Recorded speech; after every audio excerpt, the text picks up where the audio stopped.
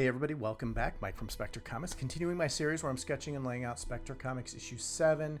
I'm working on page 28 in this video, but I'm also going to talk about page 29 because they're part of the same scene. And before the end of this video, I will show both completed sheets side by side, talk about them. I'm filming this video a little differently than others in this series because I actually wanted to show the drawing of this sheet because the topic of this video is related to starting a page from scratch. So I thought it'd be a good idea to talk to the camera, do a voiceover, and talk and basically show the sketching from scratch. I had a little trouble with this scene because I did not know how to show the first panel. The first panel in a scene change like this is usually the establishing shot for the scene.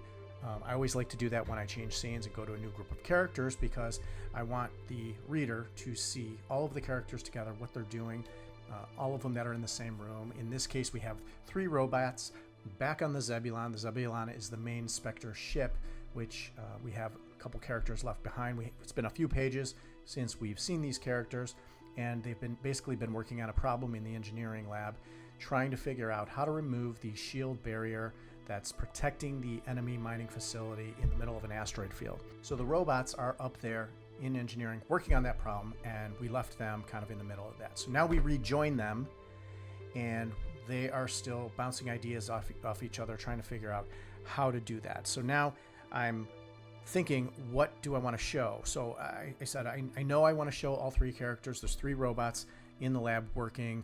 They're all at different stations. I wanted to be able to show inside the engineering lab. I wanted to show the different computers that they're kind of working at and kind of talking to each other. Now, the first panel was the hardest one to lay out. Once I got past the first panel, I can now lay out the rest of the page pretty easily because I can just feature whoever's talking, as they're talking to each other. I didn't want to just create a series of panels where they're just individually talking.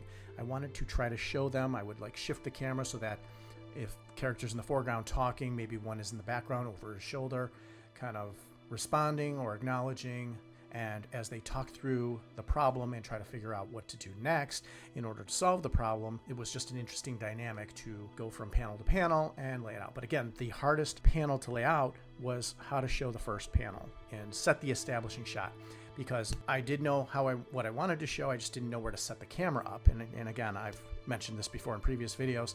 When you're showing a panel, it's like you're setting a camera up in the room, trying to film a scene in a movie. Now, the nice thing about this scene is I'm getting back to a place in the story where I'm back in a familiar environment. So we're back on the main SPECTRE ship. It's called the Zebulon, and I've drawn it a lot of times. I've got a SketchUp model of most of the spaces on the ship. So I'm in familiar territory where I don't have to think of what this environment looks like from any different angle, because in previous scenes, the last 2 scenes actually, I had a cave and I had a mine shaft.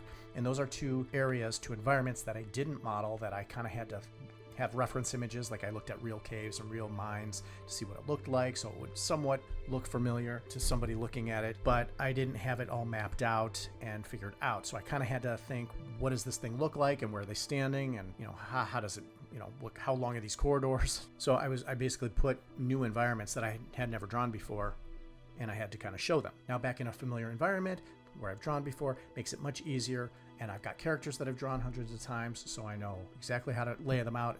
Again, making it quicker to lay out these pages from scratch. The last video I talked about sketching tips to make things go faster. This is part of that, kind of an extension of that, as I'm actually implementing the things that I was talking about in the last video here in real time, showing myself drawing these things quickly. Again, you don't have to make it perfect. It's sketchy and loose, but the more I do this, I'm actually adding more detail to make it easier to draw.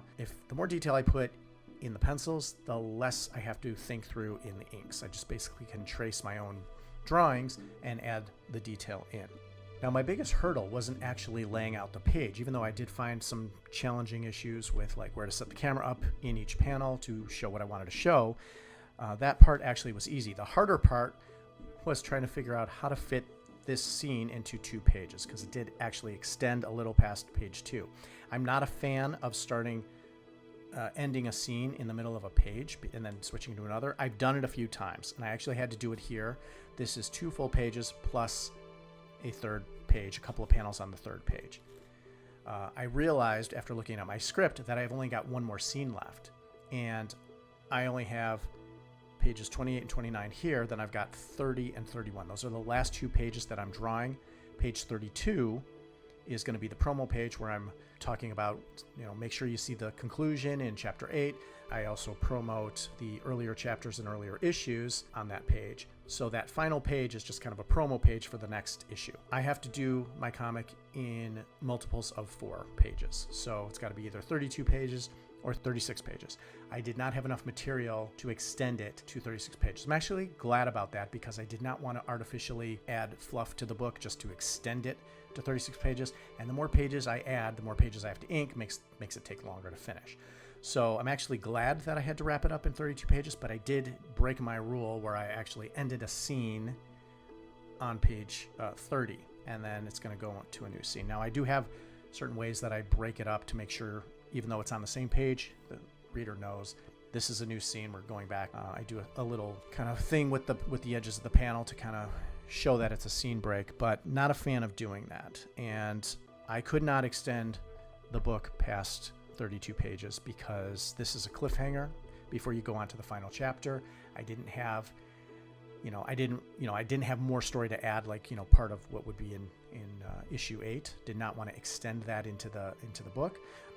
We end on a cliffhanger, and then it's like what happens in the final episode. Now I did decide that I have one more issue to go, one more chapter to go before this is one complete story. So chapter 8, issue 8 of the comic is going to be the final chapter. And so I will be simultaneously inking issue 7 and writing the script for issue 8. Originally was going to have 9 chapters in this series, but I realized, I can consolidate the final chapters 8 and 9 into one chapter 8. So I basically removed a bunch of fluff from the story. It's just going to be a little bit of an oversized issue. So probably go into like 48 pages or something like that. So it'll be a larger issue than the previous chapters, which are either 32 or 36 pages. But that allows me to wrap up the story and not have to extend it into a chapter 9. And I didn't want to do that anyway. I kind of like the idea of 8 chapters, even number feels better. So the 2 pages I'm featuring in this video are pages 28 and 29. In the with the robots on the Zebulon, on their ship, in engineering, trying to work on the problem. They actually get through the problem, come up with an idea of how to solve it, and then move to implement it before we move on to the final scene of this chapter. I'm actually excited. There's only one more video left in this sketching series for this comic, and then I will move on to inking, and I'll make a ton of videos on the inking process and tips and tricks for doing that. That's all I wanted to talk about in this video. If you have any questions, comments, put that in the comment section below. Go ahead and like the video, subscribe to my channel. We will see you next time. Thank you for watching. Have a great day.